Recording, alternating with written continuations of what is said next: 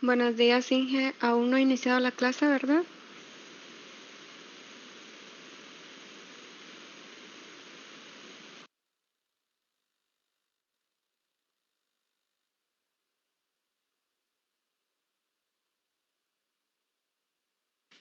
Buenos días, Susana. No, todavía no. Les está dando tiempo, no sé si ya culminaron con la clase anterior todos. Ya, ingeniero. Ahora, perfecto, vamos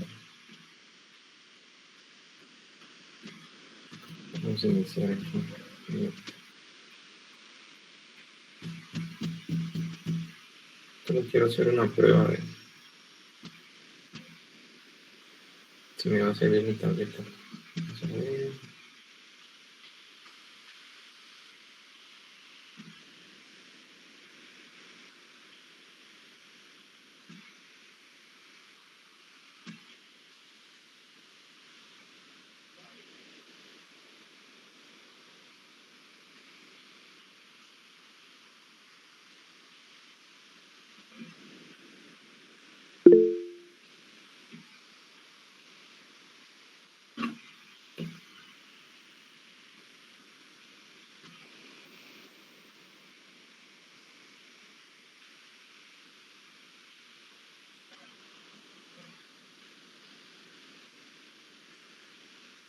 Dame un segundo, solo voy a configurar mi tableta. Sí.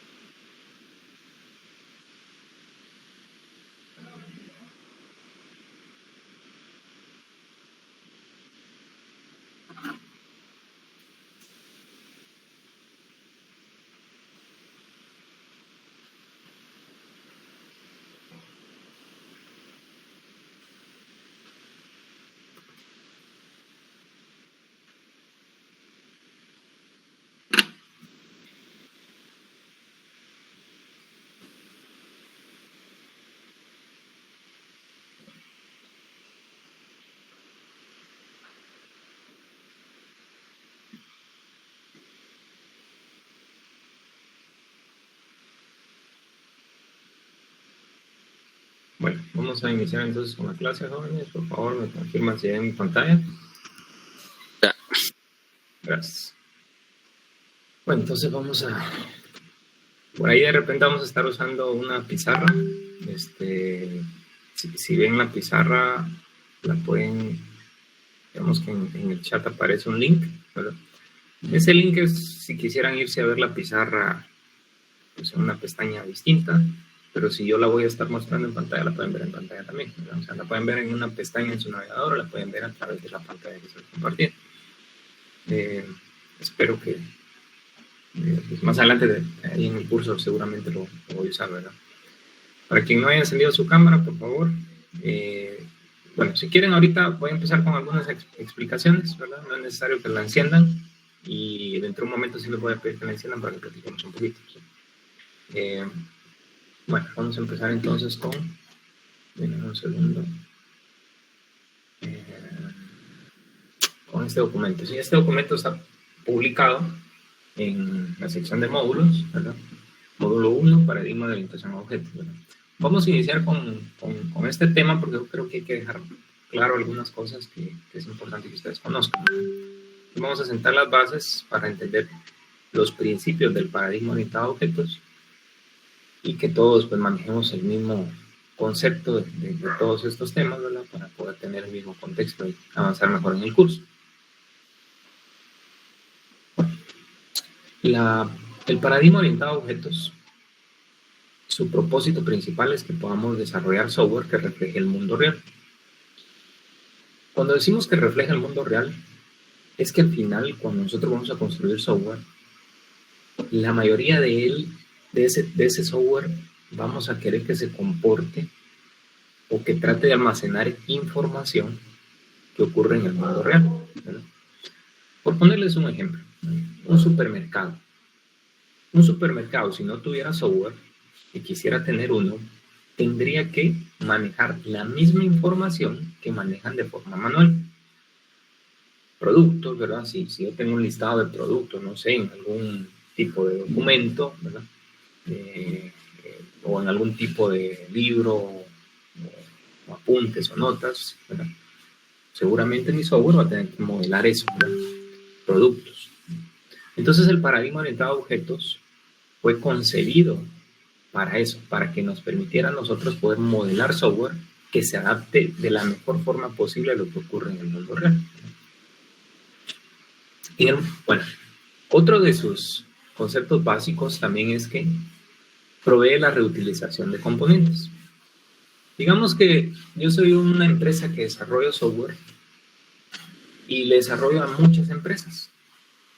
Muchos de los componentes que yo puedo desarrollar a través del paradigma orientado a objetos, ¿verdad? Yo podría venir, desarrollarlos de tal forma que fueran generales y poder utilizarlos en distintos ámbitos, ¿verdad? No tengo que estar desarrollando todo el software para una empresa y luego cuando otra empresa me pide a mí, por ejemplo, desarrollar otro sistema, tener que hacerlo todo desde cero. Imagínense, yo creo una librería que me permite poder generar archivos PDF. ¿Sí? Casi que en cualquier empresa me van a solicitar eso. No tengo que estarla creando para cada empresa, siempre y cuando, pues cuando yo la modelé, cuando yo la diseñé, la hice pues pensando en que fuera un componente que podía ser reutilizable de una forma general en cualquier otro ámbito, ¿verdad? Entonces así van a encontrarse ustedes que cuando ejerzan esta profesión, si se dedican al desarrollo de software, regularmente uno crea librerías, ¿verdad? Y piensa en ellas de tal forma que pueda ser reutilizado en distintos ámbitos, ¿verdad? El paradigma orientado a objetos se adapta mejor a los cambios en las reglas del negocio, ¿verdad? En todo negocio hay cambios, ¿verdad? Hay cambios cuando se está construyendo el software y hay cambios cuando el software ya está funcionando. Y eso es común, el software no es estático, ¿verdad? El mundo real cambia y el software modela el mundo real, por lo tanto tiene que cambiar, ¿verdad? Entonces, con el paradigma orientado a objetos, pues es más sencillo poder hacer esos cambios. ¿Qué existía antes del paradigma orientado a objetos? Existía lo que se conocía como la programación estructurada. En la programación estructurada, por ejemplo, no habían clases, ¿sí? Habían ciertos tipos de datos, pero no eran considerados clases, por ejemplo. Ahora yo, con el paradigma orientado a objetos, yo puedo crear una clase para modelar un producto, una clase para modelar un cliente, o si yo quiero modelar, no sé, cualquier cosa, ¿verdad? Clase, cliente, productos, una venta, una factura. Yo puedo modelar de forma separada cada uno de esos componentes que existen en el mundo real. Antes no, ¿verdad? Antes se creaban unos tipos de datos un tanto raros. Programas, por ejemplo, como Turbo Pascal o algo así, costaba un poco poder desarrollar sistemas complejos en donde existían muchos objetos, por así decirlo, pero no se podían crear esos tipos de objetos, ¿verdad? El problema se daba que cuando yo tenía que hacerle cambios a un sistema de esos, era bien complejo porque el software estaba de tal forma tan enmarañado o tan, por así decirlo, había mucha dependencia entre un componente y otro, que cuando yo hacía un cambio en un lado terminaba afectando en otros más. Ahora, si respetamos ciertas reglas del paradigma orientado a objetos, esos cambios pueden ser un poco menos complejos. No quiere decir que no se tenga que modificar el código tal vez en ciertos lugares o que vaya a ser sencillo, pero es mucho menos complejo que antes, ¿sí? En el paradigma orientado a objetos, uno se enfoca en la información y también en el comportamiento del sistema, ¿sí? Cuando uno modela bajo el paradigma orientado a objetos, trata de modelar cómo se va a almacenar la información y cómo el sistema se va a comportar en conjunto. Bueno, esto es un poco más el resumen de lo que tenemos. Estaba viendo que en mi presentación me parecen un par de símbolos menos extraños, pero elegibles, ¿sí? Dice: los objetos concretos y virtuales están en nuestro alrededor, ellos conforman nuestro mundo, eso es obvio, y con el software que creamos a través del paradigma orientado a objetos va a modelar o a simular ese mundo, o una parte de él por lo menos, ¿sí? Entonces estamos hablando mucho de objetos.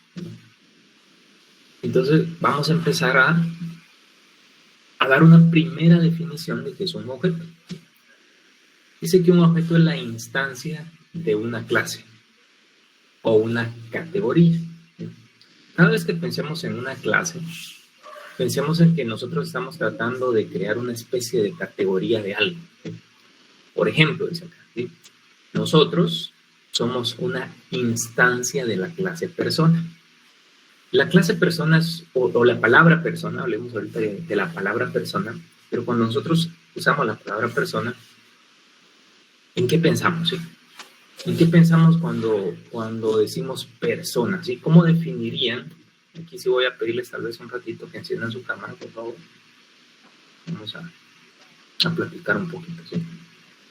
Voy a dejar de presentar un ratito para poder verlos.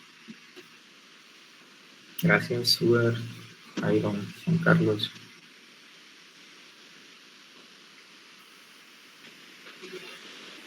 Vamos a dar un par de segundos más.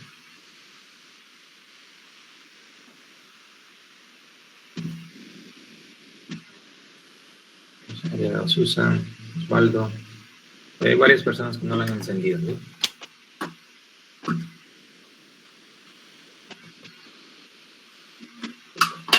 Vamos a ver, pues. Vamos a pensar un poquito en qué significan las palabras para que nos demos cuenta que si logramos entender las palabras, se nos va a ser más fácil entender estos conceptos, ¿sí? Primero, ¿qué piensan ustedes cuando escuchan la palabra persona? Es decir, ¿cómo podrían definir la palabra persona? Digamos que ustedes estén ahorita haciendo un diccionario y tienen que definir la palabra persona. ¿Cómo la definirían? ¿Sí? Es un ser vivo. Un ser vivo, perfecto. ¿Alguien más? Un ser vivo e inteligente. Ser vivo inteligente. Tiene características.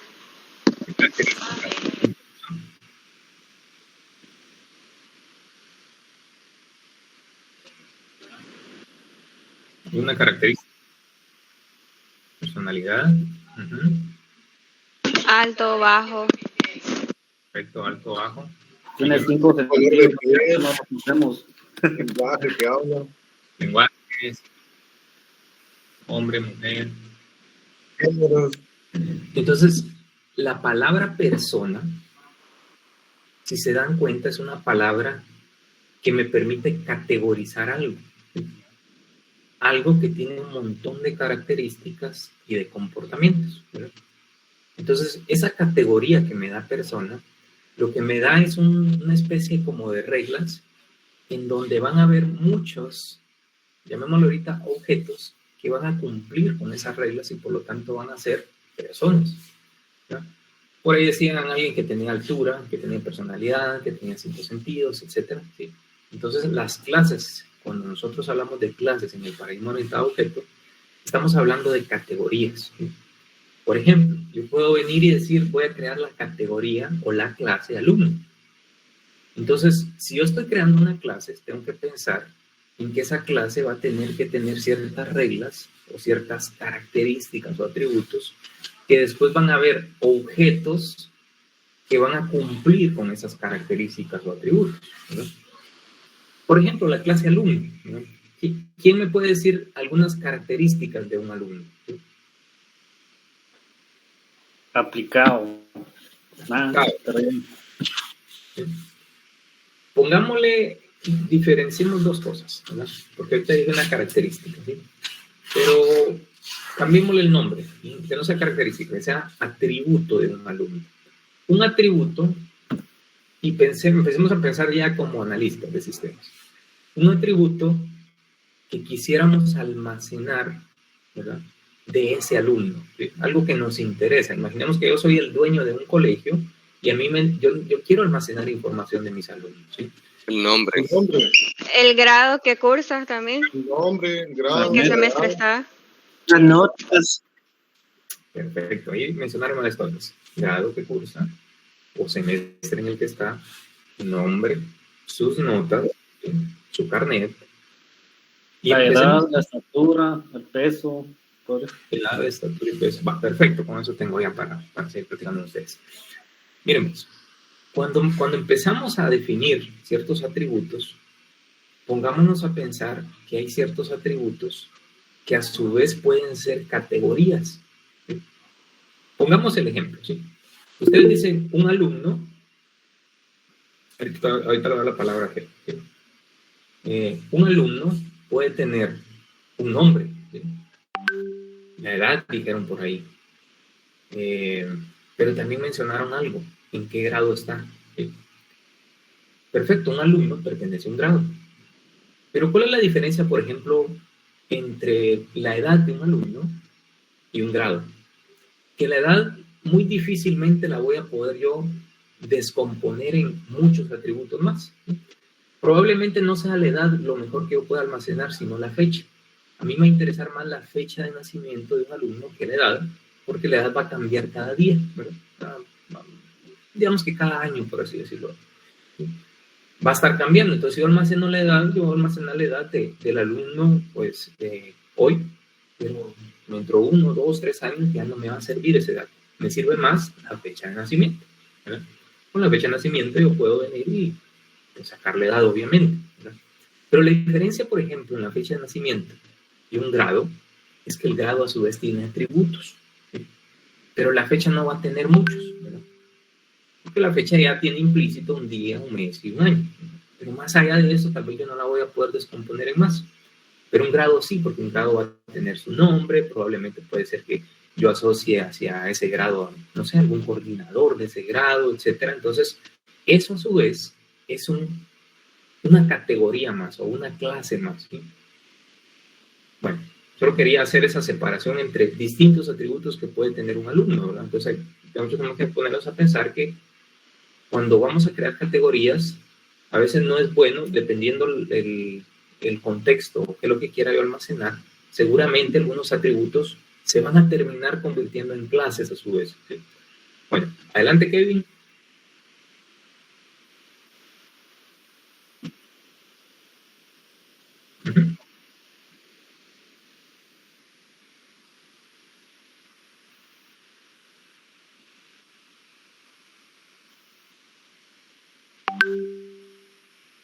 Perfecto, gracias ahí por el comentario, Kevin. Más adelante vamos a ver precisamente eso, ¿sí? Un alumno, ¿verdad? Es a su vez una persona, ¿sí? Entonces, en la programación orientada a objetos podemos como que modelar esas categorías y subcategorías, ¿sí? Porque digamos que yo puedo modelar qué es un alumno, pero también puedo modelar qué es una persona. Una persona va a tener un nombre, ¿sí? Va a tener una fecha de nacimiento, seguramente su peso, su altura, todas las características de una persona, ¿sí? Pero no todas las personas son alumnos, ¿sí? ¿Verdad? Entonces tenemos que ponernos a pensar qué características o qué atributos tiene un alumno, ¿verdad? Para poder crear tal vez una clase o una categoría alumno, ¿sí? Imaginemos que estamos modelando el sistema de un colegio. Entonces yo voy a modelar, por ejemplo, una clase que se llama persona. Pero, ¿qué personas y en qué categorías están que trabajan en un colegio, ¿verdad? O que forman parte de un colegio, ¿verdad? ¿Qué se les ocurre aparte de alumnos? Maestro, Un maestro, por ejemplo. director, conserje. Matrícula. Un director, un consejero, ¿verdad? Cosas, yo les preguntaba ahorita más que todo relacionado a personas, ¿verdad? Entonces, si tenemos una clase que modela a una persona, yo puedo aprovechar todos esos atributos en una clase que modela a un alumno, ¿verdad? Y ahí más adelante lo vamos a ver y eso se conoce como herencia, ¿verdad? Y en donde todos los atributos de una persona terminan siendo parte de aquella clase que hereda, ¿verdad? De esa clase persona. Por ejemplo, un alumno hereda de la clase persona todos los atributos de esa clase, pero yo le puedo agregar mis propios atributos para volverlo alumno, ¿verdad?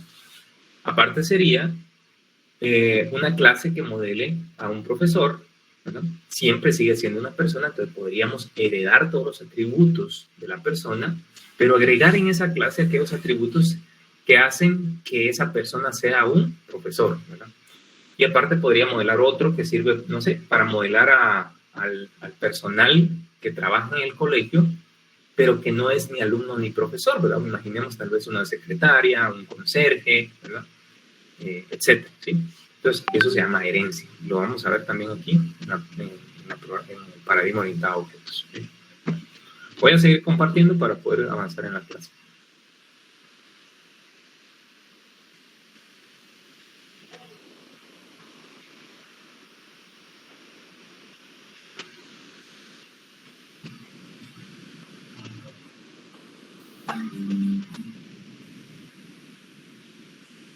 Bueno, nos habíamos quedado acá. Para poder entonces definir un objeto, se usa la palabra instancia, ¿sí? Un objeto es la instancia de una clase. ¿Qué es eso de instancia de una clase? Instanciar una clase es crear algo que tenga los atributos de la clase que se definió. Lo voy a tratar de dibujar acá. Denme un segundo porque creo que no les compartí todo.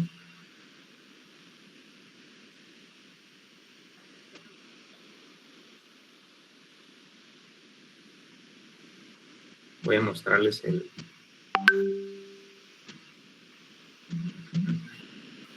Jamboard. ¿Me confirman si ven la pizarra? Sí, Inge. Sí. Sí se ve, Inge. Me cuesta un poquito todavía manejar esta pizarra acá en esta compu, entonces puede ser que... Entonces, imaginemos esto. Yo tengo una clase. ¿Sí? Y mi clase va a ser... La vamos a empezar a modelar como lo hace UML. Vamos a hablar de UML, pero UML, ¿verdad? Que es un estándar para, pues, unificado de modelado de objetos, ¿verdad? De modelado al final de cuentas, en realidad. Me dice que una clase yo la tengo que modelar o dibujar como que fuera un rectángulo, ¿sí? Y tiene tres partes. Más adelante las vamos a ver. Pero la primera parte es el nombre de la clase. En este caso, vamos a modelar una clase que se llama persona. ¿Sí? Me cuesta ahí un poquito. Ahí está baja mi batería. Dice, vamos a ver si no da tiempo de terminar.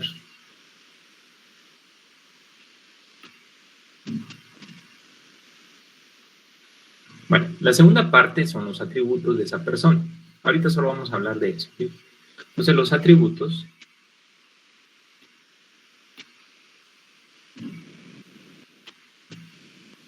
van a ir acá, ¿sí? Y en esta otra parte va a ir el comportamiento de la persona o de la clase que estamos hablando. Bueno, espero que se entienda, pero me cuesta un poquito todavía. Sí, en programación son los métodos. Aquí va a ir el nombre. Me había olvidado. Bueno, entonces imaginemos que tenemos la clase persona. Voy a poner tal vez aquí en azul 2 o 3 atributos, ¿sí? El nombre, su fecha de nacimiento,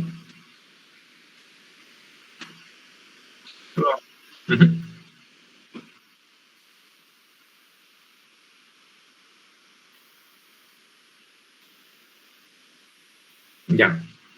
Sí, yo por ahí les iba a mostrar una que se llama Lucidchart, no sé si es la que ustedes usan. Draw.io. Bueno. Lo vamos a tomar en cuenta. Solo ahorita, tal vez por darle un poquito como de... Digamos que a veces en un diagrama, cuando lo está dibujando uno, cuesta hacer ciertos señalamientos. Tal vez por eso ahorita en las primeras clases me van a ver usar una pizarra, pero les agradezco. Pónganme de todas formas ahí en el chat el URL, ¿verdad? Yo recuerdo que hace muchos años utilicé Draw.io, ya se me ha olvidado, hasta ahorita que me lo mencioné. Pero si me ponen la URL ahí, lo voy a tomar en cuenta para usarlo ahí en algunas. Y yo les voy a enseñar otra más que yo utilizo también, ¿sí? Para que tengan ustedes también de dónde elegir. Bueno, vamos a poner el último atributo, nombre, fecha de nacimiento, no sé, pongámosle dirección, ¿sí?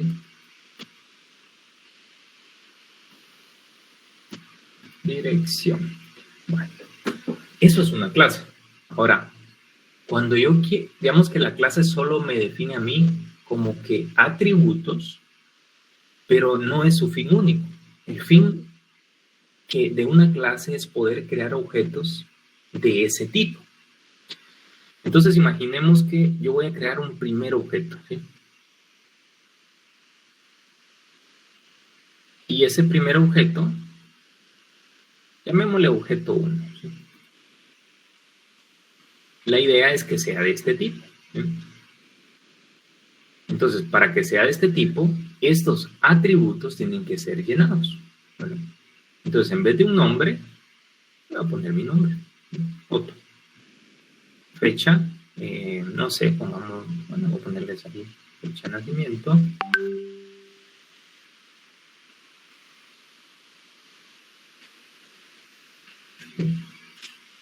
Dirección, pongamos Sanarate. Muy bien, ¿qué estoy haciendo acá? Estoy llenando, por así decirlo, o seteando, ¿verdad?, los atributos de la clase persona en un objeto. Cuando yo hago eso, cuando yo creo un objeto, siguiendo los parámetros que me define la clase a la cual va a pertenecer ese tipo de objeto, ¿verdad?, a ese proceso se le llama instanciar, ¿sí?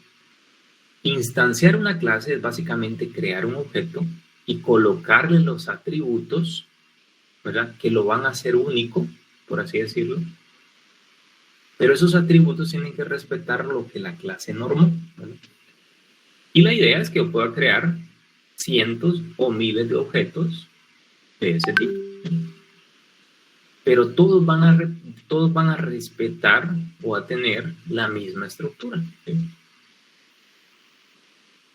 Juan, por ejemplo, no sé, fecha de nacimiento 1/1/2000 y vive en Guastatoya.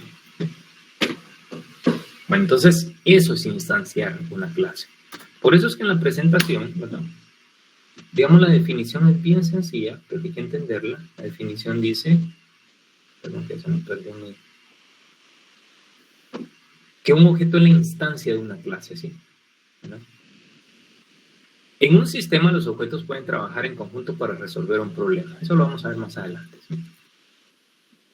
Bueno, entonces, eso es una pequeña introducción nada más, algunas características. Si yo quiero entender el paradigma orientado a objetos, tengo que entender sus conceptos fundamentales, ¿verdad? Ya hablamos de clase, ¿sí? Pero tenemos que hablar de otros conceptos como abstracción, encapsulación, herencia, ¿verdad? Que ya la mencionamos por ahí nada más, polimorfismo y las relaciones que pueden haber entre las clases, ¿sí? Vamos a hacer un breve repaso nada más a clases, ¿sí? La clase describe a un grupo de objetos con propiedades y comportamientos similares, así como la persona. Todos los objetos que pertenecen a la clase persona van a tener las mismas propiedades y comportamientos similares, ¿sí? Cuando yo he creado ya una clase, lo que me va a permitir esa clase es poder definir una serie de objetos que pertenecen a la misma, o crear objetos, así como lo acabo de hacer.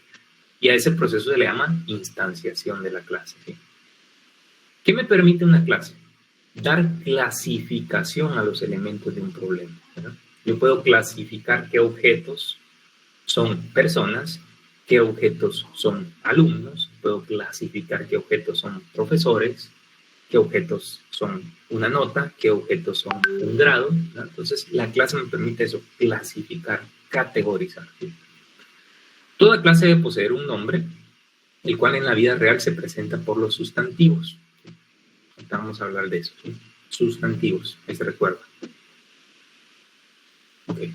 Las propiedades se identifican por medio de adjetivos y los comportamientos se identifican por medio de verbos. Veamos esto de una forma. ¿Sí? Un sustantivo, por ejemplo, es una persona, es un producto, ¿verdad? Si mencionamos persona, producto, animal, grado, ¿sí? Todos esos, y los analizamos mediante las reglas de nuestro idioma, ¿verdad? La gramática nos va a decir que todos esos son sustantivos, ¿verdad?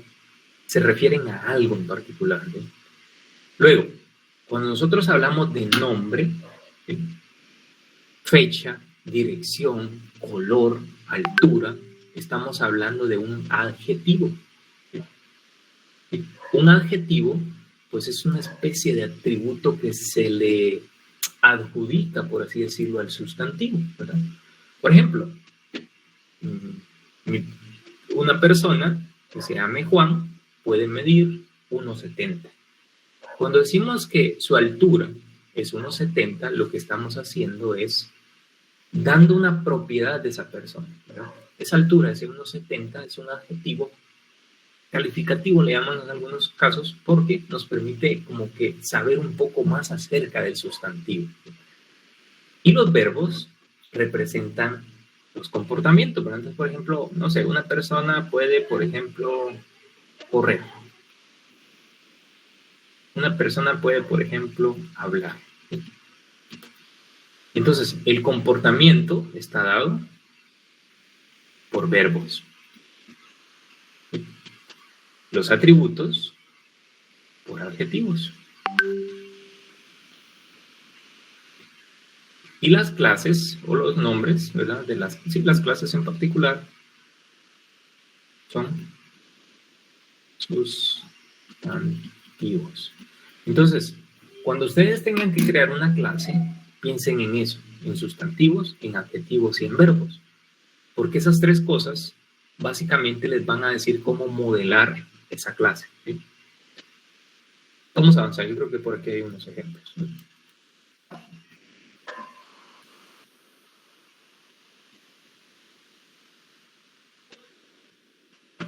Aquí tengo, por ejemplo, la clase perro, ¿sí? Un perro es un sustantivo, ¿sí? Y el perro, pues tiene ciertos atributos, ¿verdad? Como por ejemplo su tamaño, su raza, su nombre, ¿verdad? Y esos son adjetivos. Y su comportamiento, puede ladrar, ¿sí? Entonces, la clase solo me define aquellos atributos que tiene que cumplir un objeto que quiere pertenecer a la misma. En este caso, aquí tengo 3 clases de perros distintos, ¿sí? Entonces, cada perro va a tener su tamaño, su raza, su nombre y una forma particular de ladrar, ¿sí? Pero todos comparten lo mismo, ¿verdad? Esos atributos y esos comportamientos. Ahora, veamos otro un poquito más, con más información, ¿sí? Aquí tengo una clase, el nombre de la clase es lavadora. Sus propiedades son marca, modelo, color y capacidad. Su comportamiento, o qué es lo que puede hacer una lavadora, puede ser que se pueda encender, que tenga una forma de programar un apagado manual. Otro que es poder agregar ropa, sacar la ropa, agregar detergente, etc. ¿Sí? Son comportamientos. Y aquí tenemos varios objetos de la clase lavadora, ¿sí? Algo muy sofisticado, algo pues, un poquito menos sofisticado y algo muy antiguo, ¿verdad? Estas son las máquinas de lavar de hace mucho tiempo. Pero todos comparten en ser lavadoras, ¿sí? Así como nosotros, como personas, cada una somos distintas y compartimos las mismas características de la clase persona. Ahora bien, pensando en lavadoras, ¿qué grado de detalle utilizo para describir una clase? Vamos a hacer una pequeña actividad ahorita que nos va a servir con digamos que son dos propósitos de la actividad, ¿sí? Una es una es que nos sirva para sacar la lista de asistencia y la otra es pues, precisamente para hablar de esto. Necesito que otra vez me van a mandar un audio de WhatsApp.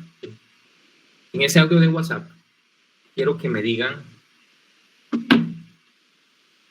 quiero que comparen dos cosas, ¿sí? Imagínense que ustedes fueron contratados para modelar el sistema para guardar información de lavadoras, ¿sí? Pero fueron contratados por dos empresas distintas, ¿sí? Fueron contratados por tiendas Max, ¿verdad? Todos conocemos tal vez tiendas Max o CEMAC o lo que sea, para almacenar la información de las lavadoras que ellos venden, ¿sí? Pero también fueron contratados por el G para guardar la información de todos los componentes que necesitan para fabricar la lavadora, ¿sí? Estamos hablando de la misma lavadora. Lo que estamos tratando de hacer es la separación de que van a ser dos sistemas distintos.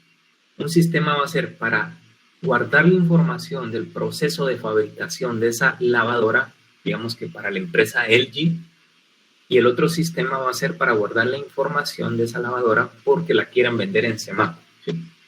Ahora, en el audio necesito que me digan qué información guardarían para el sistema de LG y qué información guardarían para el sistema de Semaco, por ejemplo, ¿sí? Uno es un fabricante de lavadoras y el otro es un mecanismo o un lugar donde yo puedo vender esa lavadora, ¿sí? Voy a dar 5 minutos para que graben ese audio, ¿sí?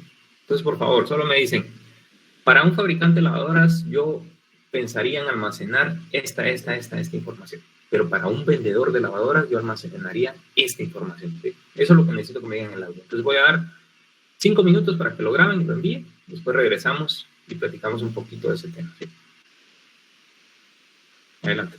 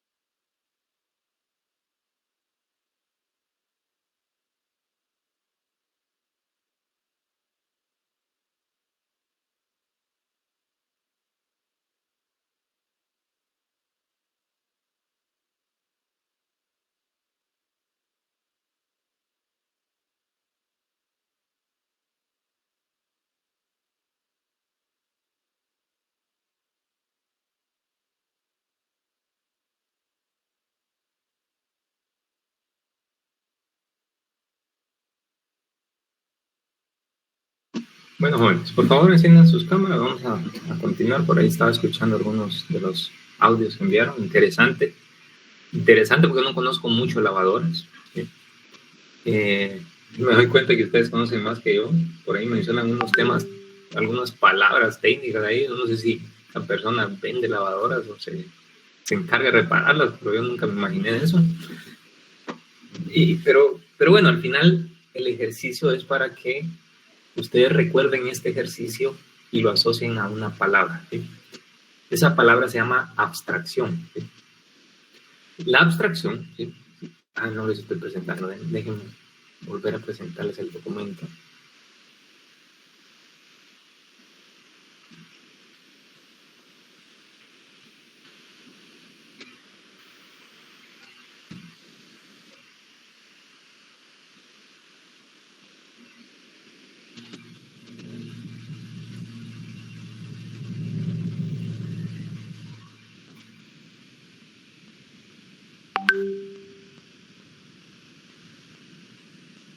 Bueno, abstracción, ¿sí?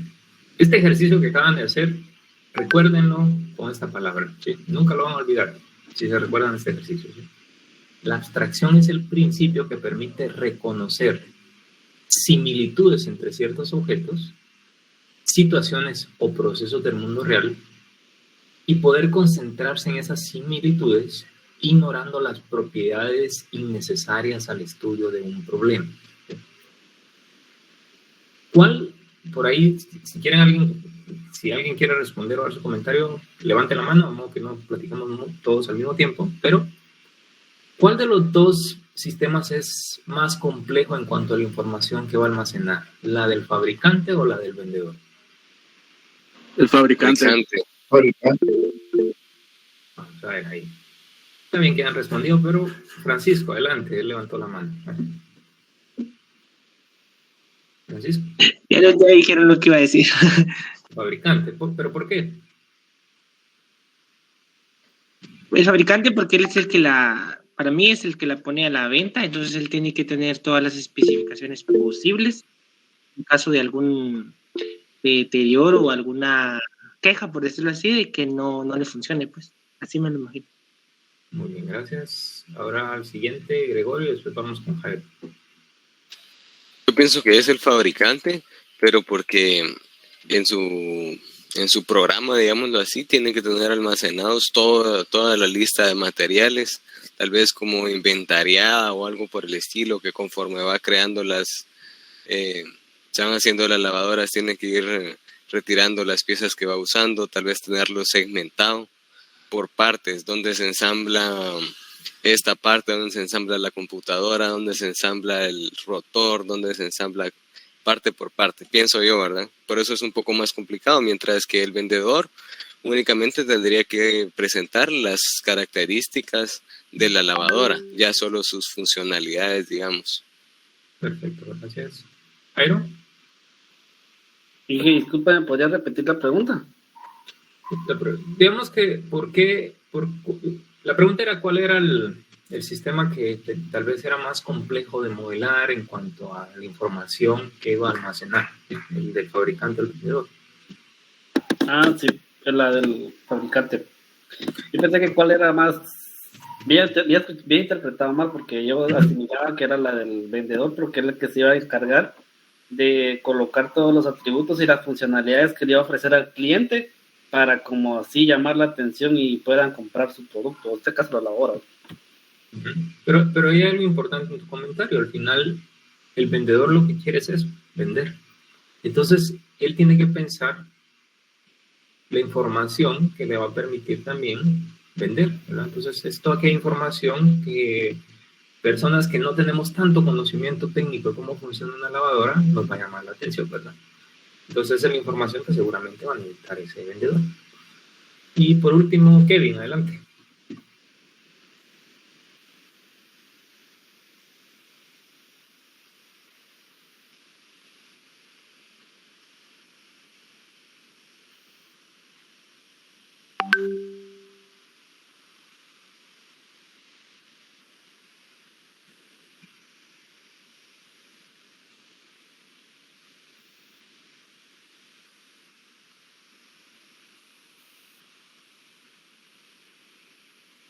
Muy bien, muchas gracias ahí por el comentario.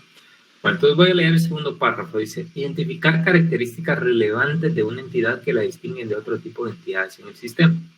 Voy a leerlo todo. Dice, la abstracción también define límites relativos a la perspectiva del observador. Diferentes perspectivas pueden provocar diferentes resultados de abstracción para una misma entidad, ¿sí? Lo que acaban de hacer ustedes es abstraer qué atributos almacenarían en un sistema para un vendedor y en un sistema para un fabricante, ¿verdad? Eso es lo que acaban de hacer, abstraer, tratar de identificar, ¿sí?, aquellos componentes o aquellas propiedades que según, ¿verdad?, su perspectiva, por así decirlo, eran relevantes para poder almacenar.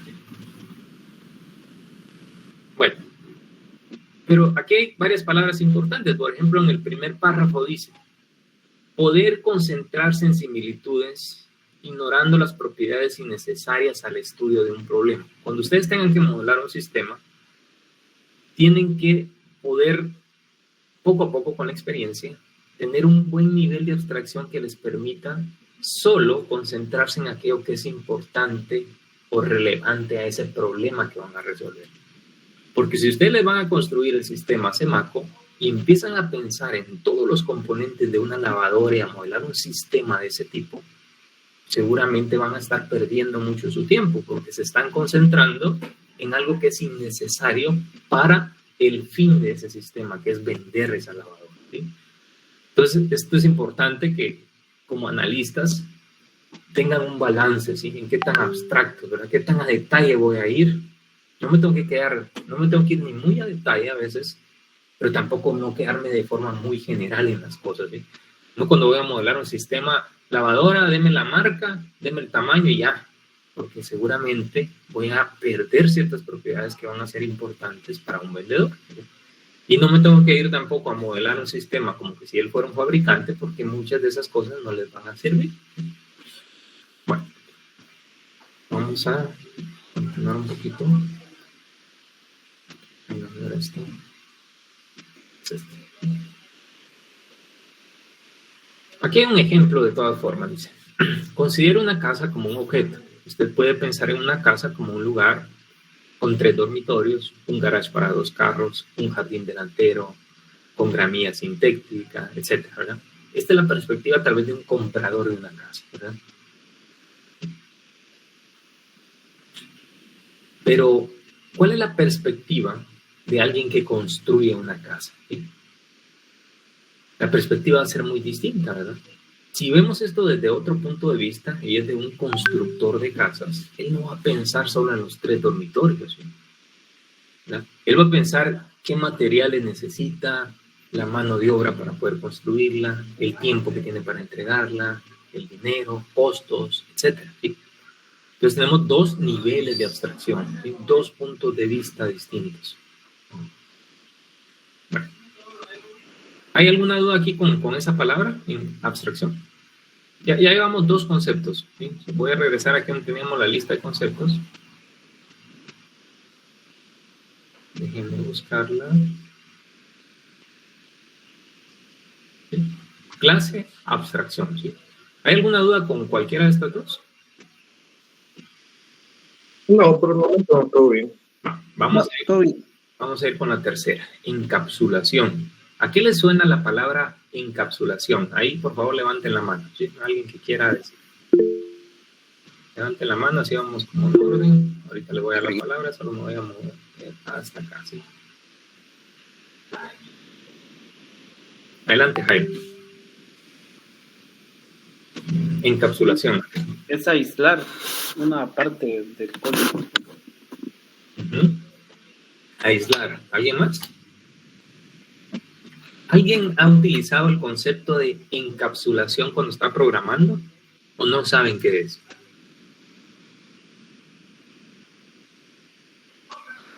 Por ahí alguien creo que... ¿no? Kevin. Adelante, Kevin. Vamos.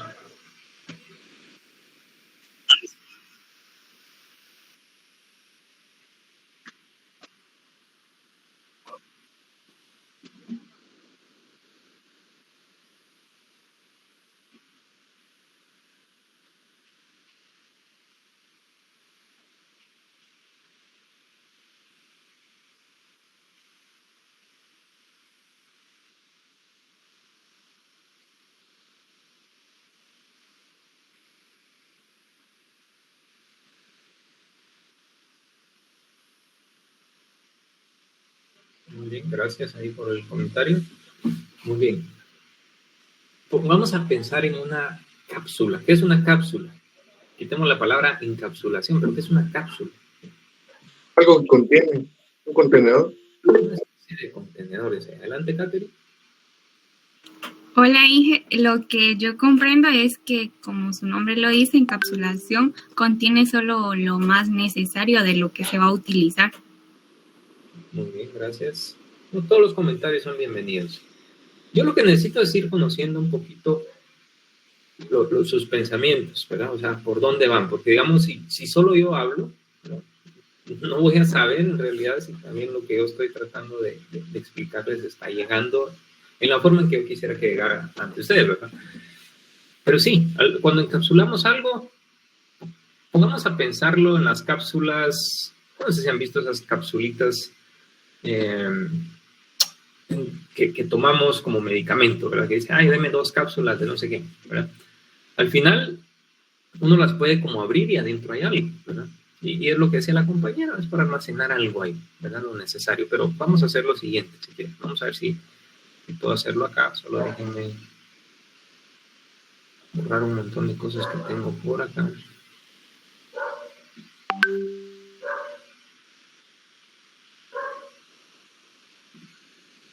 Un poquito lenta mi computadora.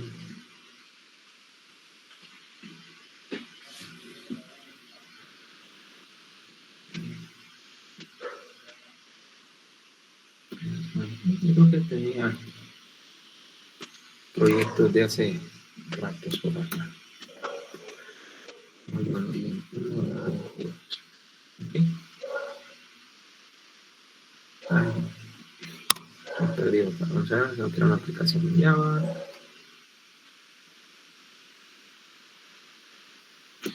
Programación orientada.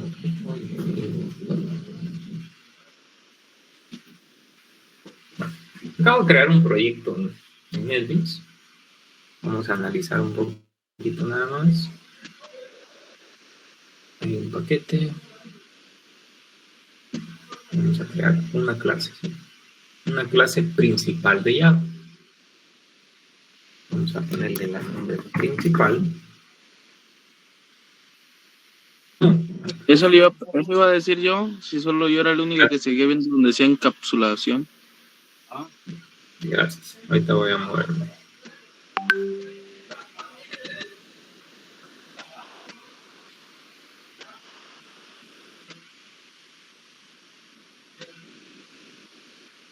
Voy a poner toda la pantalla por aquí. Evitar errores.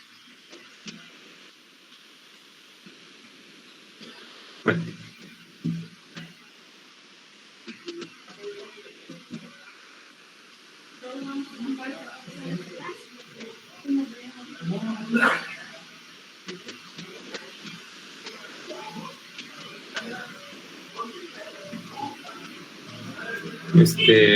Voy a crear un proyecto en el ¿sí?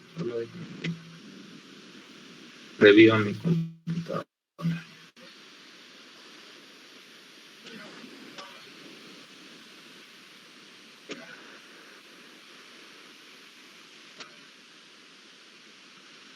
Ya lo borro.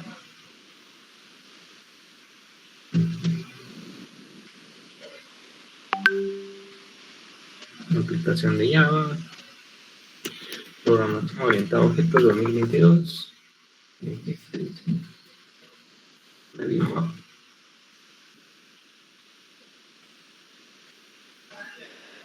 Bueno, tengo un proyecto aquí vacío. Voy a crear una clase principal de Java.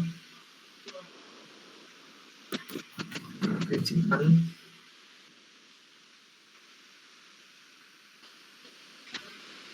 Bueno, una clase principal de Java es aquella que tiene un método llamado precisamente así, main. ¿Sí? Cuando yo tengo varias clases en un proyecto, pues aquella clase que yo defina como principal y que tiene un método de este tipo es la que se va a ejecutar primero. Pero vamos a agregar algo más. New.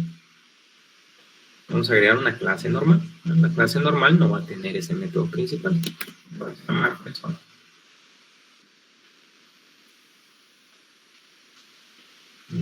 es una clase persona, y le vamos a agregar un atributo public,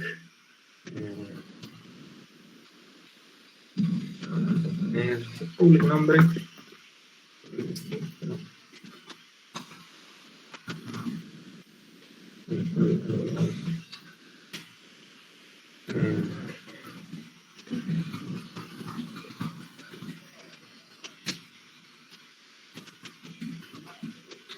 algo aquí, por ejemplo, int,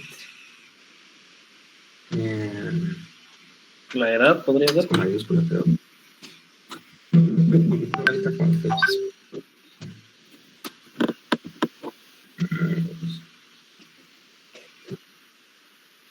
Sí, es que están calientes mis puntos de trabajo.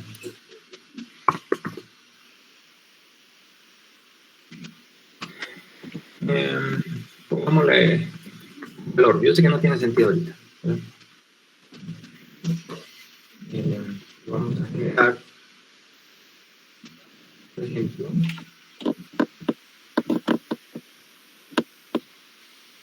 insertar código. Vamos a insertar código. Vamos a generar. Ustedes, ahí va.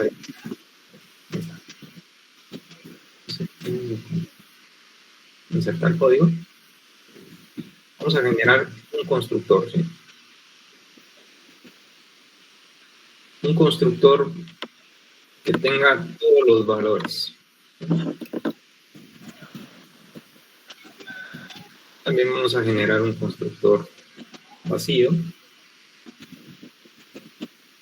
sin ninguno de los valores.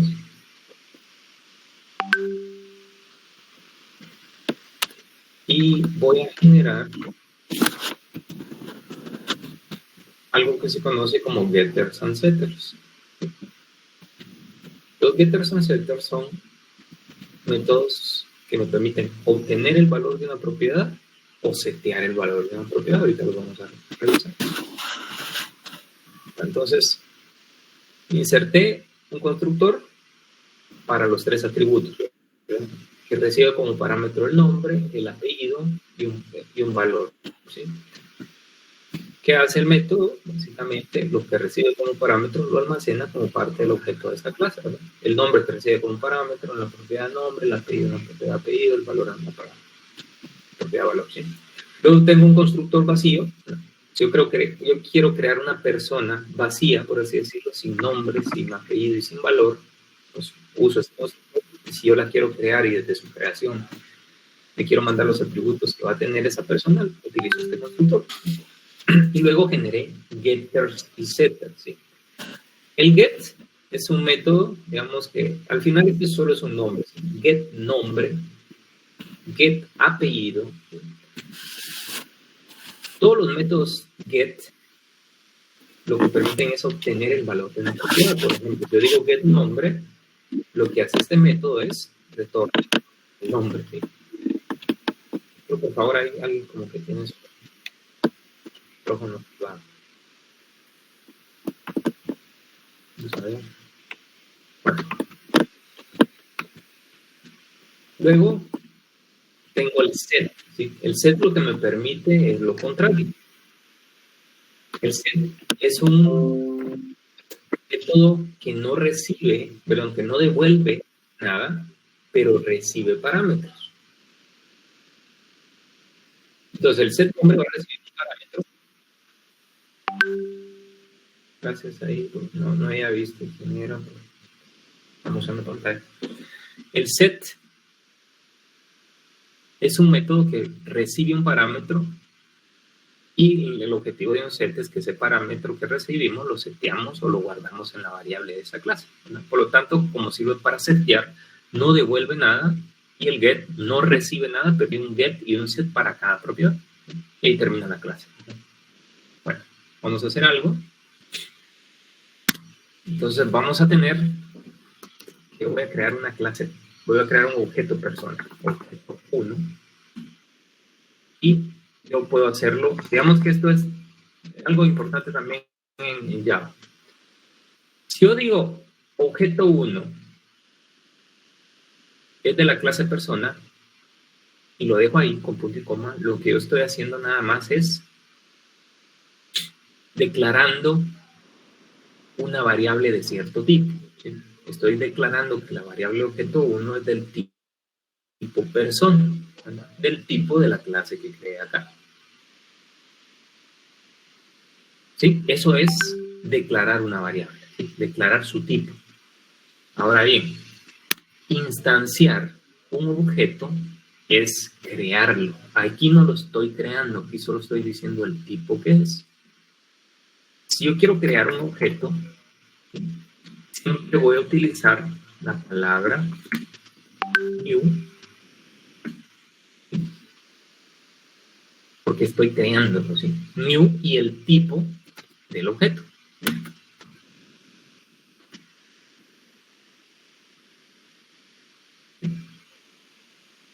¿Sí? Aquí declaro la variable objeto 1 del tipo persona, pero aquí voy a hacer una instanciación de esa clase. Y la instanciación es crearlo. ¿Sí? Entonces, hasta que yo no utilice el operador new en Java, no estoy creando un objeto. ¿Sí? En la parte de arriba no lo estoy creando, aquí sí.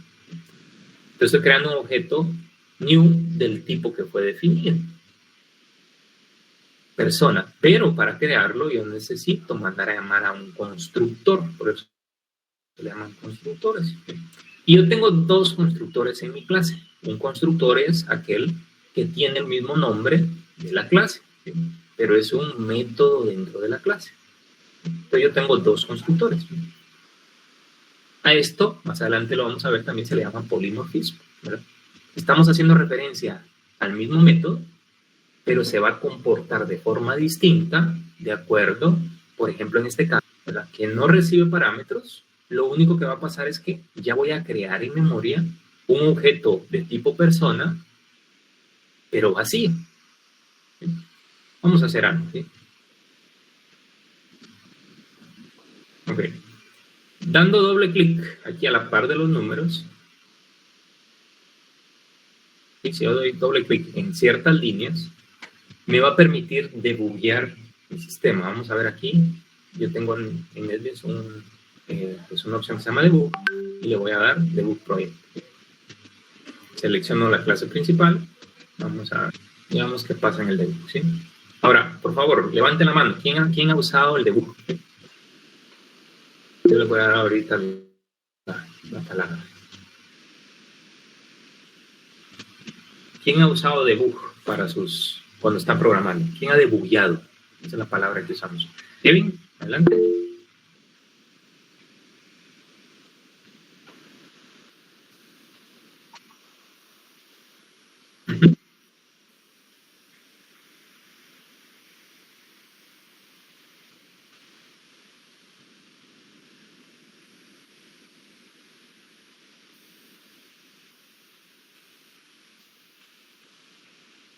Vaya, perfecto. Vamos a ver. Adelante, Gerson. Yo he usado el debug como última opción cuando ya no me compré. ¿Y cuál es la primera opción? ¿O cuáles son esas primeras opciones? ¿Cómo es me decís que es la última que las leer el código, analizarlo. Gracias. Susan, adelante. Ahorita vamos a hablar de eso. Susan, adelante. Yo por mi trabajo sí lo usaba, pero con el navegador. Con el navegador. Uh-huh. Pero digamos poniendo breakpoint. Ya. Bueno. Perfecto. Vamos a platicar de eso. Miren, pues, nosotros cuando estamos programando a veces no nos funciona algo o el programa se comporta de forma rara, no entendemos qué pasa. Y lo primero que hacemos es poner a veces algunos print. Por aquí pasó, aquí tal variable llevaba tal valor, ¿verdad? Digamos que no está mal, pero si nos acostumbramos a usar el debug, nos vamos a dar cuenta que nos vamos a ahorrar un montón de tiempo, ¿sí? Pero es práctica, ¿sí? Al principio puede ser confuso, pero tiene bastantes ventajas de poder utilizarlo, ¿no? Para quienes no sepan qué es el debug, voy a tratar de explicarlo ahorita, pero déjenme salirme de acá porque me está consumiendo. El debug es tratar de que a través del mismo IDE poder ir viendo el flujo de un programa, paso a paso. Yo puedo meterme muy a detalle en ver cada paso del programa, cada línea de código y qué está pasando. En este caso yo, al dar doble clic acá y darle debug, lo que pasa es que el programa se inicializa y al encontrar el primer lugar donde yo haya puesto este puntito rojo que se le llama breakpoint, ¿sí? Va a parar el programa, no se va a seguir ejecutando.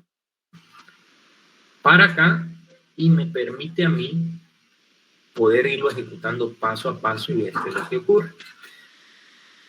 En este caso yo a propósito puse un breakpoint acá para mostrarles que esta línea de acá ya se ejecutó. Esta línea de la línea 19 ya se ejecutó y ahorita lo que está en verde es la línea 20 y está a punto de ejecutarse. ¿Sí? ¿Cómo la voy a poder ejecutar yo? Yo puedo usar este botón de acá que se llama Step Over, ¿sí? Y lo que no, tal vez no vamos a ver mucho. ¿Sí? Yo creo que debería haber agregado un poquito más de información aquí. Voy a pararlo solo para agregar algo. ¿Sí? No quiere decir que el system.out no se tenga que usar, pero en realidad me sirve para unos minutos.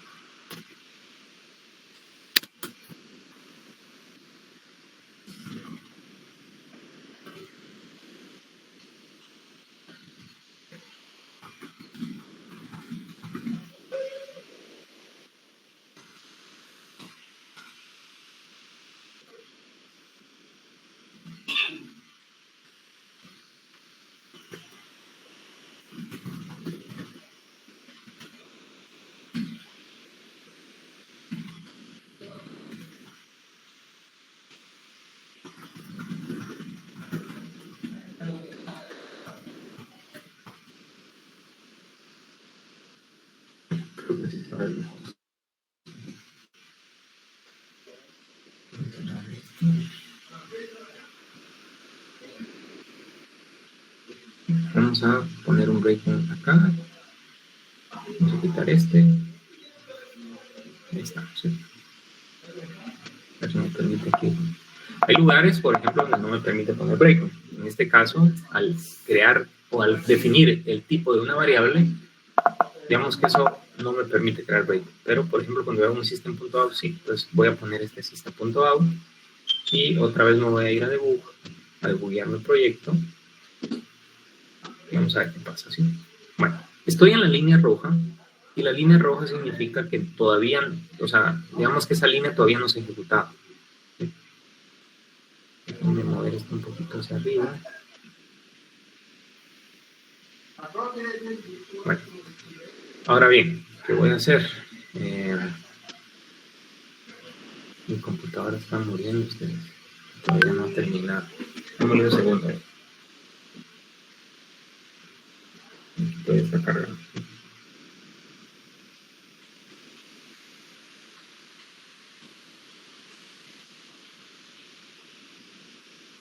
¿Sí? Perdón. Entonces, la línea 19, digamos que ya se ejecutó, pero la línea 20 está a punto de ejecutarse, ¿verdad? Todo lo que tenga un print va a aparecer aquí en el output. Aquí donde dice variables, nos vamos a dar cuenta que la clase principal, que es donde estamos, ¿sí? Donde se está ejecutando esta línea, solo tiene esta variable que se llama args.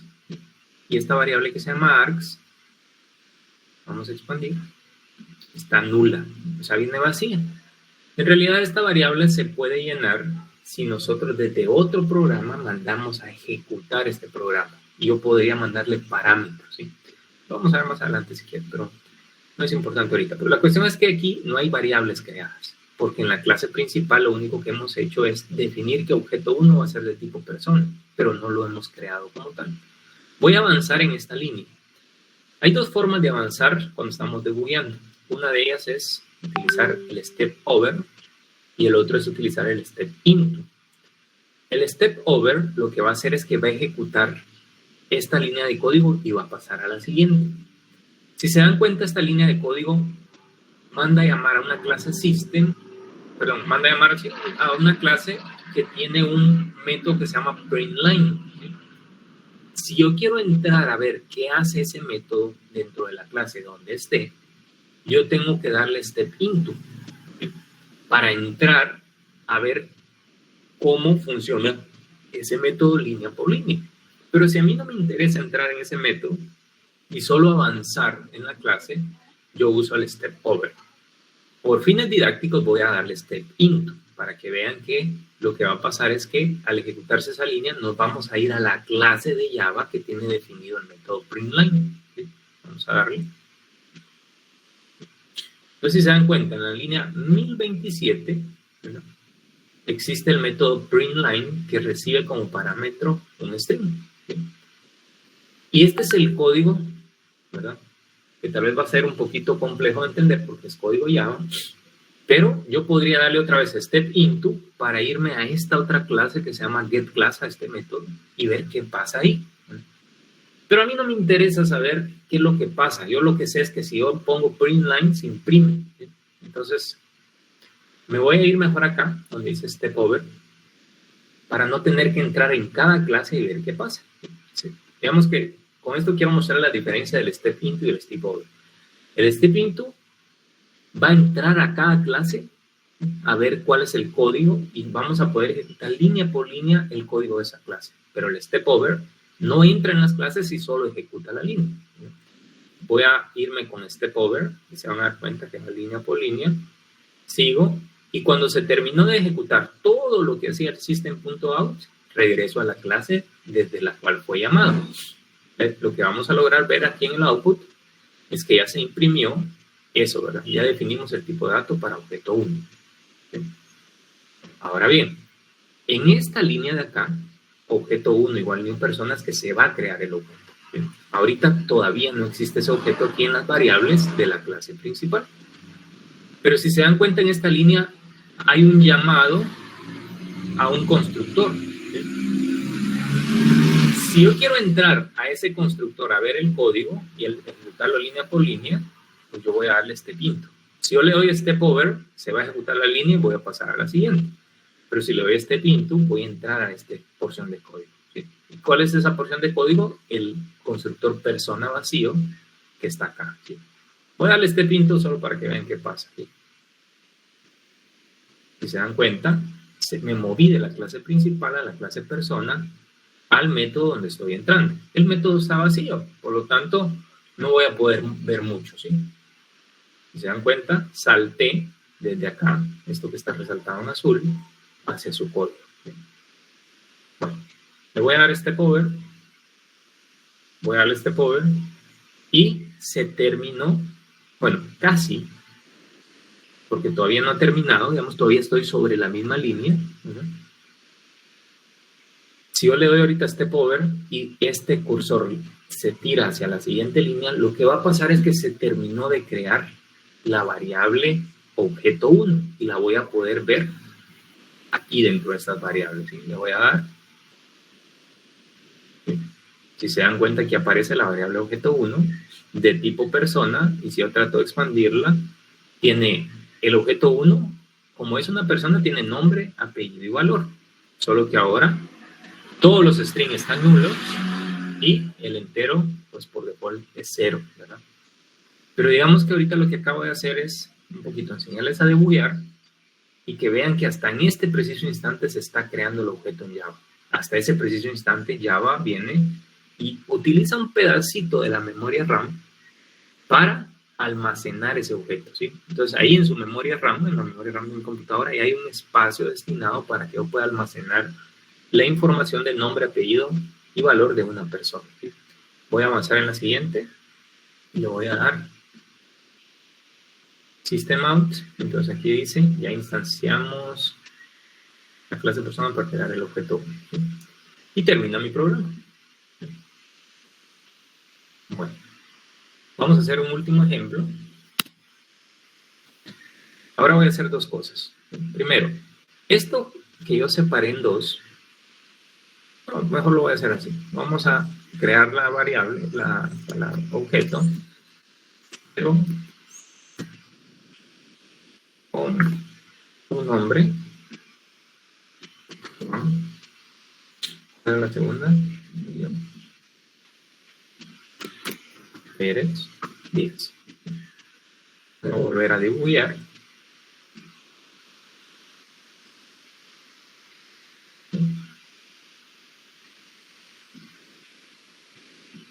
Damos el tiempo porque se tarda un poquito.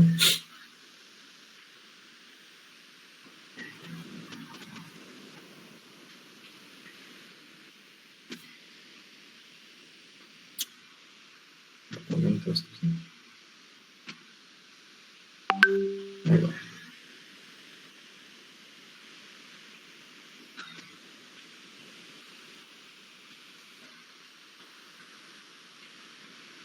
Ahí está. Bueno, voy a hacer lo siguiente. Ahora yo no voy a entrar al método system.out, solo le voy a dar step over para que se vaya a la siguiente línea. Ya en el output puedo ver, ya definimos el tipo de dato por objeto 1. Y ahora sí le voy a dar step into para que ustedes vean que ahora me voy a ir al código del constructor que sí tiene parámetros, ¿verdad? Entonces, le voy a dar step into para entrar acá. Viene hacia acá y línea por línea, ¿sí? Es importante que ustedes entiendan que ahorita estamos dentro de la clase persona. Y si yo voy a ver las variables, voy a ver una variable this que hace referencia a la clase como tal y voy a poder ver algunas variables que yo tengo acá. Nombre, apellido y valor se refieren a este parámetro que recibí, a este que recibí y a este que recibí. This hace referencia a la clase y la clase tiene nombre, apellido y valor. O sea, este nombre de acá es este de acá, que ahorita está vacío, y este nombre de acá abajo se refiere al parámetro que estoy recibiendo. ¿Y qué va a pasar? Que el contenido de este parámetro se lo voy a asignar al contenido de esta variable de arriba. Entonces, este nombre que está Juan va a terminar siendo guardado, ¿verdad?, en esta variable nombre de la clase a la que yo llamé. Vamos a dar aquí este cover. Se van a dar cuenta que Juan ya pasó a llamarse aquí Juan. Ahora que ejecutamos esta otra instrucción en donde el apellido que recibimos como parámetro se reseteamos al apellido de la ¿cómo se llama?, a la variable apellido de la clase, pues Pérez va a pasar acá. Vamos a darle aquí. Vamos Juan Pérez, y ahora el valor, ¿no?, donde dice this.valor, referido a valor, va a pasar hacia acá. Entonces ya tenemos, digamos que estos parámetros dejan de existir ahorita que yo termino el constructor, ¿sí? O sea, que yo termino de ejecutar este código, ¿verdad? Al terminar de ejecutarse este código, los parámetros desaparecerían estos tres, y en todo caso me quedaría un objeto que ya tiene nombre, que tiene apellido y valor, ¿sí? Vamos a darle aquí. Ahora que regresamos a la clase principal y vemos las variables, vamos a poder ver solo las variables de la clase principal. Bueno, y ahorita que termine de crear el objeto, entonces ya tengo mi objeto 1 con nombre, apellido y valor, que ahora sí ya no están vacíos, ¿sí? Vamos a continuar y a terminar, ¿sí? Ahora bien, esto parece muy sencillo y así muy... ¿Para qué voy a estar viendo si yo entiendo mi código? Yo sé que al ponerle un nombre a una variable, ese nombre va a terminar siendo. Cuando uno programa en ciertos proyectos, ustedes van a ver clases que tienen cientos de variables. Y cada variable es de otro tipo de clase. Entonces, si yo tengo cientos de objetos y cada objeto tiene cientos de variables, es bien complejo analizar el flujo de un programa. Ahí es donde sirve mucho el debug, ¿verdad? Yo puedo ir línea por línea viendo qué valores tienen los objetos, por qué no entra un if, por qué un cálculo salió de tal forma, ¿sí? Para eso sirve debuguear, ¿sí? Bueno, para esta semana yo necesito dos cosas. Uno, que agarren NetBeans, que agarren Eclipse, lo que sea. Y aquellos que nunca han debugueado, creen su programita así muy sencillo y empiecen a jugar con el debug, ¿sí? Ese es uno, ¿verdad? Y eso es para que eso es un beneficio para ustedes, para que ustedes empiecen a utilizar esas herramientas, utilicen el debug. Y el segundo es que sigan leyendo la presentación que yo estaba mostrando, ¿verdad? Esa de programación orientada a objetos. El siguiente sábado les voy a enseñar el concepto de encapsulación en código, pero necesito que lean el concepto de encapsulación en teoría, ¿sí? Que traten de, al leer la teoría, entender qué significa. Se van a dar cuenta que en el código lo vamos a poder hacer tal y como lo dice la teoría, ¿verdad? Y van a entender por qué es importante encapsular ciertas cosas. Entonces les quedan de tarea esas dos cosas, por favor, ¿sí? Vamos a dejar la clase hasta acá, para que puedan estirarse un rato antes de seguir con su siguiente clase. Y necesito que me digan si hay alguna duda de lo que vimos hasta hoy, ¿verdad? Ya no vimos el concepto de encapsulación, solo lo mencioné. Pero de lo demás, si tienen alguna duda, por favor, comenten. ¿Estamos bien? Todo bien, Inge. Bueno, solo déjenme tomar una fotografía.